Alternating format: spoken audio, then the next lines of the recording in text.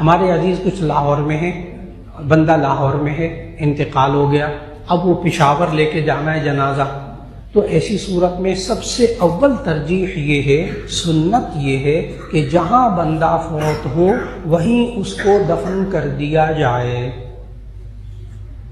چنانچہ ہمارے جامع شفیہ کے بانی حضرت مفتی حسن صاحب رحمۃ اللہ علیہ، ان کا انتقال کراچی میں ہوا، کراچی گئے، انتقال ہو گیا۔ اب دیکھیں جامع شفیہ کے محتمم، اتنی بڑی شخصیت، سارا گھر بار سب بچے سب یہاں تھے، لیکن شرعی تقاضا پورا کیا گیا، ان کو کراچی میں دفن کیا گیا، لاہور نہیں لائے۔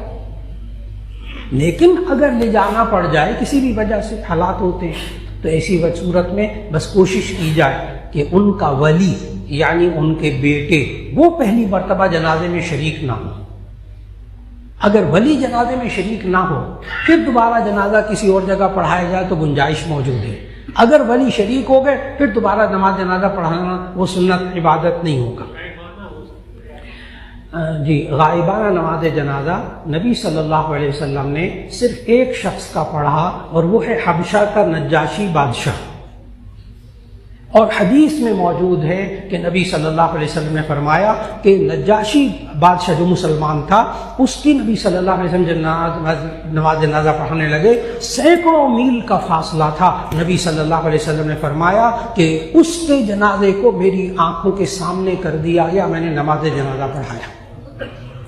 صرف پوری اسلامی تاریخ میں ایک مرتبہ نبی صلی اللہ علیہ وسلم نے نماز جنازہ غائبانہ پڑھایا، اس کے بعد کسی صحابی نے کبھی غائبانہ نماز جنازہ نہیں پڑھایا، کسی تابعی نے نہیں پڑھایا۔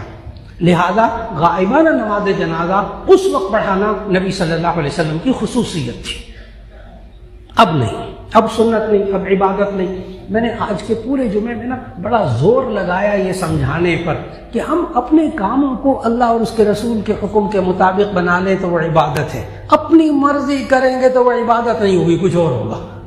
بڑا زور لگایا آج میں نے، الحمدللہ۔ جی بینک میں نوکری، اگر تو بینک سودی کاروبار کر رہا ہے، اسلامی نہیں ہے، تو کوشش کریں کہ متبادل جگہ میں کام کر لیں۔ اطلاعاً عرض ہے کہ اب اس وقت پاکستان میں سارے بینکوں کے اندر اسلامی ونڈو کھل چکی ہے، الحمدللہ، تو اسلامی ونڈو میں شامل ہو جائیں اور وہاں کاروبار جائز ہوگا۔ جی،